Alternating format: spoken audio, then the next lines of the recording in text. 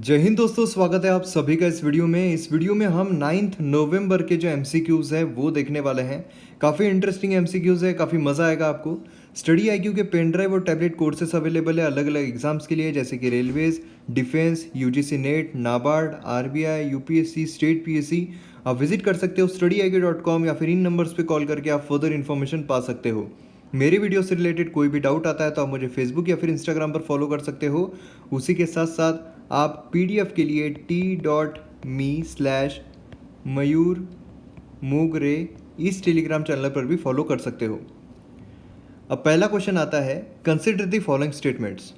भारत में जो sex ratio है ये डिफाइन किया जाता है as the number of females per 1000 mails, मतलब कि जितनी फीमेल्स 1000 मेल के रेशो में है, इससे डिफाइन किया जाता है कि किस तरीके से सेक्स रेशो है। मतलब यहाँ पर 1000 मेल्स यहाँ पर आते हैं कि 1000 यहाँ पर अगर मेल है तो उसके कंपैरिजन कितनी फीमेल्स है उसके हिसाब से यहाँ पर दिया जाता है। अब लार्ज प्रोपोर्शन जो है चिल्ड्रन का पॉपुलेशन में, ये किसके वजह से है? तो हाई लाइफ एक्सपेक्टेंसी की वजह से है। मतलब कि अगर ज़्यादा लाइफ एक्सपेक्टेंसी है यहाँ पर, कि ज़्यादा लोग यहाँ पर जी रहे हैं, लाइफ एक्सपेक्टेंसी जो है ज़्यादा है, इस वजह से यहाँ पर हमें जो चिल्ड्रन का प्रोपोर्शन है वो ज़्यादा देखने को मिल रहा है। और अगर हम तीसरा देखते हैं तो रीजन में जहाँ पर जेंडर डिस्क्रिमिनेशन होता है, बहुत ज़्यादा है, वहाँ जो सेक्स रेशो है वो अनफेवरेबल होता है मैन के लिए, मतलब पुरुषों के लिए। तो यहाँ पर देखिए जो पहला है बिल्कुल सही है, इस तरीके से ही हमारे यहाँ पर सेक्स रेशो जो देखा जाता है। लेकिन दूसरा देखते हैं तो जो चिल्ड्रन है उनका यहाँ पर large proportion high life expectancy की वजह से कैसे हो सकता है? मतलब कि हाई लाइफ एक्सपेक्टेंसी मतलब क्या है कि यहाँ पर ये जो ट्रम्प है ये ज़्यादा जीने वाले हैं, मतलब इनकी लाइफ एक्सपेक्टेंसी जो है ज़्यादा है, 60 साल के मुकाबले ये अब 80 साल जीने वाले हैं। तो लाइफ एक्सपेक्टेंसी जब बढ़ती है तो यहाँ पर बुजुर्ग जो है उनका प्रोपोर्शन बढ़ेगा ना, चिल्ड्रन का क्यों बढ़ेगा? तो यहाँ पर जब लाइफ एक्सपेक्टेंसी कम होगी, मतलब 80 की जगह पर यहाँ पर 60 साल में ही इनका गेम हो जाएगा, तो उसके बाद हमें जो प्रपोर्शन है चिल्ड्रन का वो ज़्यादा देखने को मिलेगा। तो इसलिए गलत हो जाता है। तीसरा अगर हम देखते हैं, ऐसे रीजन जहाँ पर जेंडर डिस्क्रिमिनेशन है, मतलब जेंडर डिस्क्रिमिनेशन कब होता है कि जो लोग हैं उन्हें मेल चाहिए होता है लेकिन फीमेल चाहिए नहीं होती है, तो वहाँ पर अनफेवरेबल किसके लिए रहने वाला है? तो फीमेल के लिए रहने वाला है, मेल के लिए कहाँ रहने वाला है? तो ये भी गलत हो जाता है। जवाब रहेगा D1 ओनली। तो यहाँ पर आप देख सकते हो, number of women and main in the country is important demographic characteristic, बहुत इंपॉर्टेंट होता है। कुछ कंट्रीज में कैलकुलेट किया जाता है ये फॉर्मूले से, मतलब mail population divide by female population multiplied by 1000, या फिर नंबर ऑफ मेल पर 1000 फीमेल्स, इस तरीके से भी किया जाता है। लेकिन भारत में ये जो रेशियो है ये किस तरीके से निकाला जाता है? तो female population divide by mail population multiplied by 1000, या फिर नंबर ऑफ फीमेल पर 1000 मेल्स। जैसा हमने यहाँ पर देखा था कि जितने यहाँ पर मेल है वो और फीमेल मल्टीप्लाइड बाय 1000 कर देंगे, वो यहाँ पर रेशो रहेगा। अब यहाँ पर ये जो रेशो है काफ़ी इंपॉर्टेंट होता है जो विमेन का स्टेटस है वो देखने के लिए। जहाँ पर जेंडर डिस्क्रिमिनेशन होता है वहाँ पर अनफेवरेबल कंडीशन होती है विमेन के लिए, ना कि मेन के लिए। अब नेक्स्ट क्वेश्चन यहाँ पर आता है, नेशनल पॉपुलेशन रजिस्टर NPR, ये सिटीजन का रजिस्टर होता है एक कंट्री में, मतलब जो सिटीजन्स है उनका रजिस्टर, उनका जो भी पूरा का पूरा डिटेल रहेगा वो रहेगा नेशनल पॉपुलेशन रजिस्टर। तीसरा है सिटीजनशिप एक्ट 1955, जब ये अमेंड किया गया था 2004 में, तब ये कंपलसरी बनाता है हर सिटीजन को कंट्री के कि वो national Register of Indian citizen में रजिस्टर करे खुद को। और तीसरा है कि जो नॉन रेसिडेंट इंडियंस है वो कंसिडर नहीं किए जाते हैं NPR के, मतलब जो नेशनल पॉपुलेशन रजिस्टर है उसके लिए कंसिडर नहीं किए जाते हैं NRI, जो नॉन रेसिडेंट इंडियंस है। क्यों? क्योंकि वो रेसिडेंट्स नहीं होते हैं कंट्री के। तो यहाँ पर जो अगर हम देखते हैं तो पहला जो तीसरा जो है बिल्कुल सही है, क्योंकि देखिए जो यहाँ पर बोला क्या गया है, नेशनल पॉपुलेशन रजिस्टर। अब देखिए यहाँ पर तीसरा जो है बिल्कुल सही है, क्योंकि ऑब्वियस है कि जो नॉन रेसिडेंट इंडियंस है वो यहाँ पर रहते ही नहीं है, रिसाइड ही नहीं करते हैं, तो वो यहाँ पर रजिस्टर रहना ज़रूरी क्यों रहेगा? लेकिन जितने भी सिटीजन्स है, every citizen of a country, उनको रजिस्टर करना ही पड़ेगा national Register of Indian Citizens में। तो ये बिल्कुल सही होता है। अब पहला जो है वो गलत हो जाता है, ये सिटीजन्स नहीं है, जो रेसिडेंट्स है उनका है, तो इसलिए पहला गलत हो जाता है। जवाब रहेगा B 2 और 3। तो यहाँ पर आप देख सकते हो नेशनल पॉपुलेशन रजिस्टर जो है ये रजिस्टर है यूजुअल रेसिडेंट्स का जो कंट्री में होते हैं, और ये प्रिपेयर किया जाता है लोकल विलेज लेवल पर, सब डिस्ट्रिक्ट लेवल पर, डिस्ट्रिक्ट लेवल पर, स्टेट लेवल पर, नेशनल लेवल पर। ऑब्जेक्टिव क्या है इसका, ताकि कॉम्प्रिहेंसिव आइडेंटिटी डाटाबेस जो है हम बना सके यहाँ पर, मतलब सब जितने भी लोग यहाँ पर रह रहे हैं, रेसिडेंट्स हैं, उनका आइडेंटिफिकेशन हो सके, ताकि जो भी हम गवर्नमेंट स्कीम्स देते हैं, प्रोग्राम्स जो आते हैं, प्लानिंग के लिए जो इम्प्रूवमेंट होती है, उन सब में काम आ सके।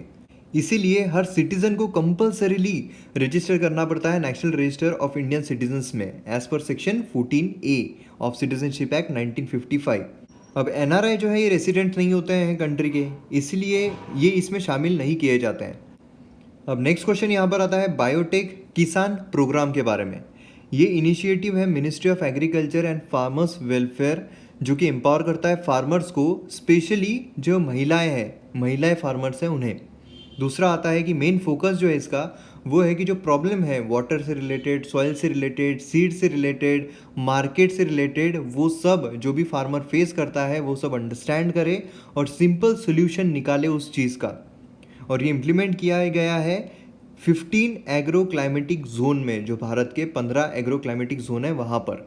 तो यहाँ पर देखिए जो दूसरा और तीसरा है ये बिल्कुल सही है, लेकिन पहला अगर हम देखते हैं तो ये साइंस, तो इसलिए मिनिस्ट्री ऑफ एग्रीकल्चर जो है वो गलत हो जाता है, ये गलत रहेगा, जवाब रहेगा B 2 और 3। तो यहाँ पर आप देख सकते हो इनोवेशन है साइंस एप्लीकेशन नेटवर्क, बायोटेक किसान, department of biotechnology, ministry of science and technology, जो कि एम्पावर करता है फार्मर्स को, स्पेशली जो विमेन फार्मर है उन्हें। अब ये क्या करते हैं, ताकि जो प्रॉब्लम है वाटर से रिलेटेड हो, सॉइल से हो, सीड से हो, मार्केट जो फेस करता है फार्मर्स, तो उन सब की जो प्रॉब्लम्स है उसका सोल्यूशन हम यहाँ पर निकाल सकें। और ये इम्प्लीमेंट किया गया है 15 एग्रो क्लाइमेटिक जोन्स में। सबसे पहले क्या है, जो फार्मर प्रॉब्लम फेस कर रहे हैं पहले तो वो देखो क्या प्रॉब्लम फेस कर रहे हैं, उसके बाद फिर उसका जो सोल्यूशन है वो फार्मर्स को बताओ, जिससे कि जो प्रोडक्टिविटी एग्रीकल्चर में वो हम बढ़ा सकते हैं। नेक्स्ट यहाँ पर आता है कुछ स्टेटमेंट्स दिए गए हैं। इंडियन बैंक रुपे किसान क्रेडिट कार्ड, ये इनिशिएटिव है नाबार्ड का, ताकि फाइनेंशियल असिस्टेंस जो है फार्मर्स को वो प्रोवाइड किया जा सके, जो भी एग्रीकल्चर से रिलेटेड उनके एक्सपेंसेस आते हैं उसके लिए। Indian bank RuPay credit card ये वैलिड है 5 सालों के लिए जब से वो इशू किया जाता है, और ये रिन्यू भी किया जा सकता है बैंक पर। तो यहाँ पर ये बिल्कुल सही है क्योंकि नाबार्ड की तरफ से ही आया है। और दूसरा अगर हम देखते हैं तो ये रिन्यू भी किया जा सकता है, 5 सालों के लिए वैलिड होता है, ये भी बिल्कुल सही है। जवाब रहेगा C बोथ 1 और 2। तो यहाँ पर आप देख सकते हो कि जो भी इम्पोर्टेंस है फार्मर्स को, एग्रीकल्चर्स को, तो इसके लिए नाबार्ड ने एक कॉन्सेप्ट लाया है किसान क्रेडिट कार्ड, जहाँ पर मेजर इंडियन बैंक जो है वहाँ से इशू किए गए हैं। और ये क्रेडिट कार्ड जो भी नेसेसरी फाइनेंशियल असिस्टेंस चाहिए होता है फार्मर को, जो भी उसके एक्सपेंसेस होते हैं एग्रीकल्चर से रिलेटेड, तो वो प्रोवाइड करता है। और ये गारंटी करता है जो भी अवेलेबिलिटी है क्रेडिट की, मतलब कभी भी जब फार्मर को चाहिए होता है। और रीपेमेंट जो है उसके लिए भी फ्लेक्सिबिलिटी दी गई है। ऐसा नहीं है कि आपको यही है, कुछ फ्लेक्सिबिलिटी दी गई है कि अभी आपके पास नहीं है, ठीक है, आपके पास फ्लेक्सिबिलिटी है कि आप थोड़ा लेट भी दे सकते हो। और ये जो लिंक है ये किया गया है बेस रेट पर, मतलब जो भी गवर्नमेंट इंटरेस्ट सबवेंशन प्रोवाइड करती है तो उससे रिलेटेड उसके अकॉर्डिंग ये फिक्स किया गया है इसका इंटरेस्ट रेट। जैसे कि अभी अगर हम देखते हैं तो फार्मर्स को अगर 3 लाख का मिलता है तो उस पर 7% जो है ये फिक्स किया गया है। और आपको इंटरेस्ट सबवेंशन पता होगा कि जैसे अगर 7% है तो वहाँ पर सरकार जो है खुद की तरफ से 2% देती है। मतलब इफेक्टिवली अगर हम देखें तो फार्मर को कितना पे करना पड़ता है, तो 7 - 2, क्योंकि 2% जो है वो सरकार पे कर रही है, तो 5% जो है फार्मर को पे करना पड़ेगा इंटरेस्ट। और उसमें भी अगर ये टाइमली रिपेमेंट करते हैं तो उसमें से भी 3% और सरकार देगी। मतलब 7 - 2 ये तो दे ही रही थी, और टाइमली रिपेमेंट के और 3, मतलब इफेक्टिवली देखा जाए तो सिर्फ 2% जो है ये फार्मर को इंटरेस्ट जो है वो देना पड़ेगा। नेक्स्ट यहाँ पर आता है कि वाइपर आइलैंड ये कहाँ पर लोकेटेड है। अब यहाँ पर आप अंडमान निकोबार आइलैंड देख सकते हो भारत का, तो यहाँ पर बताइए आप वाइपर आइलैंड कहाँ पर लोकेटेड है। तो ये लोकेटेड है अंडमान एंड निकोबार आइलैंड। तो यहाँ पर आप देख सकते हो ये है वाइपर आइलैंड। तो यहाँ पर वाइपर आइलैंड आपको नज़र आएगा। अब उसी के साथ साथ यहाँ पर देखिए एक बहुत इंपॉर्टेंट करंट अफेयर आता है कि जो आइलैंड्स है उसके नाम चेंज किए गए हैं अभी रिसेंटली। तो वो अगर हम देखते हैं तो रॉस आइलैंड जो है उसे नाम दिया गया है नेताजी सुभाष चंद्र बोस आइलैंड। तो यहाँ पर आपको रॉस आइलैंड जो है वो नज़र आएगा, ये देखिए यहाँ पर रॉस आइलैंड है। तो रॉस आइलैंड को नाम दिया गया है नेताजी सुभाष चंद्र बोस आइलैंड। और नील आइलैंड की अगर हम बात करते हैं तो नील आइलैंड को नाम दिया गया है शहीद द्वीप। तो नील आइलैंड हमें कहाँ देखने को मिलता है, यहाँ पर देखिए नील आइलैंड आपको नज़र आएगा, तो इसे दिया गया है शहीद द्वीप। और हैवलॉक आइलैंड जो है, हैवलॉक आइलैंड जो आपको यहाँ पर नज़र आएगा, इसे नाम दिया गया है स्वराज द्वीप। तो ये भी आपको पता रहना चाहिए, बहुत इंपॉर्टेंट है, मैथ्स द पेयर में पूछे जा सकते हैं या फिर सीक्वेंस में लगाने के लिए बोल सकते हैं।